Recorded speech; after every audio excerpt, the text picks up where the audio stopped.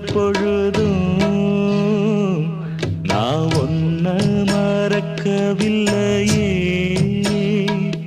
era சாத்தி பக்கம் இருந்தா